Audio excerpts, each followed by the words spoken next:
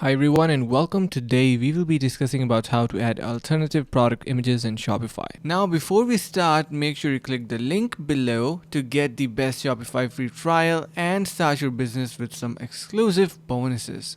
So currently if I show you on my online store, I have just you can see like one picture attached. So let's just click on visit product. You can see only one picture is attached. Now let's just go back to our admins panel.